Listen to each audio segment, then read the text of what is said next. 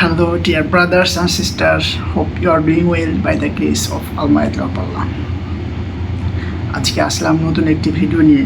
সে ভিডিওটি হচ্ছে গিয়ে অনেকে সৌদি আরব মিডল ইস্টে অবস্থান করতেছেন, বড় ভাই ছোট ভাই অনেকেই হয়তো বা তাদের যে নিজ যে মালিক আছে যে কোম্পানিতে আসছেন সে কোম্পানির হয়তো বা কফিল যারা আছে তারা হয়তো বা আপনাদেরকে ইকামার ডেট বাড়ায় দিতেছে না, কাজ দিতেছে না, খাবার জন্য খুবই সমস্যা হচ্ছে।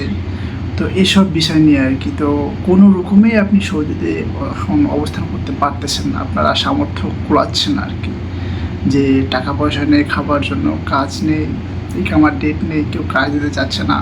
তো আপনি এখন ডিসিশান নিয়েছেন যে আপনি দেশে ব্যাক করবেন, তো দেশে ব্যাক করতেও পারতেছেন না। তো কী উপায় আপনি এখন দেশে ব্যাক করতে পারেন, এই বিষয়টা নিয়ে আমি আজকে আসলাম আনোয়ার ভাই আপনাদের সামনে।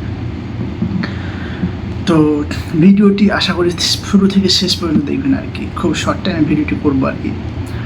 এখন আপনার ইকামার ডেট নেই, আপনার কাজ নেই, আপনি খেতে পারছেন না, সমস্যা। তো এখন আপনি দেশে ব্যাক করতে যাচ্ছেন, তো কী উপায় থাকতে পারে আপনার জন্য? আপনার জন্য টোটাল 4টি উপায় থাকতে পারে আমি মনে করি। আশা করি এসব উপায়গুলো অবলম্বন করলে আপনি একেবারে বৈধভাবে দেশে ব্যাক করতে পারবেন, এবং বৈধভাবে দেশে ব্যাক করার পর আপনি যদি মনে করেন যে আপনি আবার সৌদিতে আসবেন, সেক্ষেত্রে বৈধভাবে আসতে পারবেন কোনো প্রকার কোনো সমস্যা ছাড়াই আর কি। তো নাম্বার 1 সেটা হচ্ছে গিয়ে অ্যাম্বাসিডার মাধ্যমে আর কি, অ্যাম্বাসি বা দূতাবাসের মাধ্যমে আপনি যেখানে থাকেন না কেন, সেটা হোক রিয়াদ, সেটা হোক জেদ্দা, সেটা হোক আবার যে সিটিতে থাকেন না কেন, সে সিটির যে দূতাবাস আছে বা কনসালটেন্ট আছে সেখানে অবশ্যই খুব দ্রুত সহকারে আর কি আপনি সেই দূতাবাসে যোগাযোগ করবেন আর কি, বা কনসালটেন্ট হোক। সাধারণত জেদ্দাতে হচ্ছে কি দূতাবাস থাকে, আর বাকি যেগুলো সব হচ্ছে কনসালটেন্ট হোক। তো আপনি ওগুলোতে সরাসরি যোগাযোগ করবেন। যোগাযোগ করার পর তারা আপনাদেরকে অনেক সময় দেখবেন বিভিন্ন আপনি যে সিটিতে থাকেন সে সিটিতে দূতাবাস থেকে লোক যায়, অ্যাম্বাসি থেকে লোক যায় যে হেল্প করার জন্য, যে কোনো সমস্যা আছে কিনা।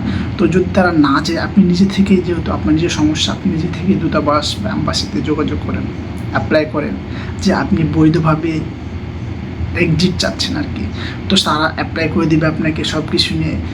অ্যাপ্লাই করে দেওয়ার পর হয়তো বা 2 মাস লাগতে পারে, 3 মাস লাগতে পারে, সেটা হতে পারে 6 মাস, আরও লং টাইমও লাগতে পারে। যদি আপনার কোনো সমস্যা থাকে সেক্ষেত্রে হয়তো লং টাইম লাগে, তাছাড়া লং টাইম লাগে না। তো নাম্বার 1 অ্যাম্বাসি বা দূতাবাসের মাধ্যমে।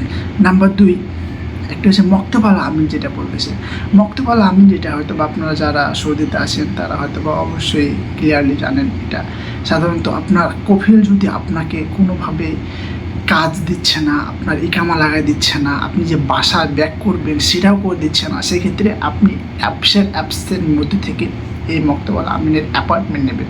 অ্যাপার্টমেন্ট নেওয়ার পর হবে কি, আপনি ওদের অ্যাপার্টমেন্টের ডেট দিবে, সেখানে গিয়ে ওদের সাথে অ্যাপ্লাই করে ওদের সাথে ডাইরেক্টলি কথা বলবেন। অ্যাপার্টমেন্ট ছাড়া কখনো যাবেন না, সেক্ষেত্রে আপনাকে খুব একটা স্বীকৃতি দেবেন না আর কি। তো যখন কি আপনার হয়ে যাবে, সেই অ্যাপার্টমেন্ট নিয়ে যখন কি যাবেন মক্তব আল আমিনে, তখন সেক্ষেত্রে আপনাদেরকে হেল্প করার জন্য যথেষ্ট যা করা দরকার তাই করবে।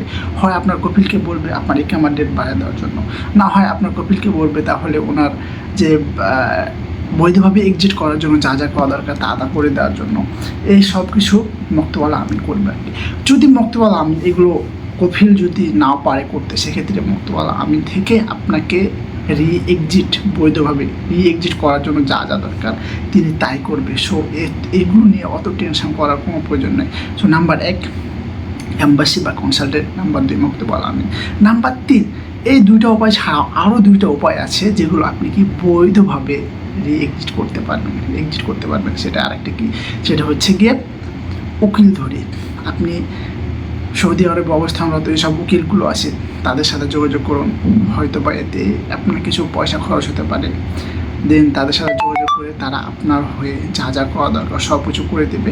তারপরে হবে কি, আপনি সুন্দর বৈধভাবে এক্সিট করতে পারবেন। এই নাম্বার 3 এবং নাম্বার 4 লাস্ট যেটা, সেটা হচ্ছে পুলিশের কাছে ধরা দিলে। অনেকে বলতে পারে ভাইয়া পুলিশের কাছে ধরা দিলে তো সেটা তো আমরা আমাদের পাসপোর্টে তো সিল মেরে দেয়, আমরা তো আর আসতে পারবো না। এটা না, আপনি তো বৈধ, আপনি তো গিয়েছেন বৈধভাবে, এবং আপনার যে কফিল আছে তারা আপনার ইকামা লাগাই দিচ্ছে না, তারা আপনাকে কোনো কিছু করতেছে না, যার কারণে আপনার এখানে করার কিছুই নাই। সো আপনি পুলিশের কাছে ধরা দিবেন, ধরা দিয়ে আপনার ডিটেলস সব কিছু বুঝায় বলবেন, দেন ওনারা আপনার হয়ে যা যা করা দরকার, সেফলি এক্সিট করার জন্য যা যা করা দরকার সব কিছু হেল্প করবে। তো আশা করি আমার এই ভিডিওটি ক্লিয়ারলিভাবে বুঝতে পারছেন। যারা সৌদিতে অনেকের ইকামা নেই, কোনো কিছু নেই, হতাশ যে আমি যখন দেশে যাবো তখন কী করবো, অনেক টাকা খরচ হবে না, কি না যেতে পারবো না ফ্যামিলির কাছে, এইগুলো নিয়ে টেনশন কোনো কিছুর দরকার নেই। নাম্বার 1, এই 4টার মধ্যে যে কোনো একটা আপনি অবলম্বন করলে হবে। নাম্বার 1 অ্যাম্বাসি বা কনসালটেন্ট, নাম্বার 2 মক্তবুল আমিন, নাম্বার 3 হচ্ছে গিয়ে আপনার পুলিশের কাছে ধরা দিবেন, নাম্বার 4 উকিলের মাধ্যমে। তো এই 4টা প্রসেস অবলম্বন করে আপনি সুন্দরভাবে আর কি সৌদি থেকে বাংলাদেশ এক্সিট করতে পারবেন, এমনকি বৈধভাবে। পরবর্তীতে যদি আবার আসতে চান সেক্ষেত্রেও আপনার কোনো সমস্যা হবে না। তো আশা করি ভালো থাকবেন, এই কামনা করে আমি আসতেছি আজকে। আর আনোয়ার ভাইয়ের জন্য একটু বেশি বেশি দোয়া করবেন। আসসালামু আলাইকুম।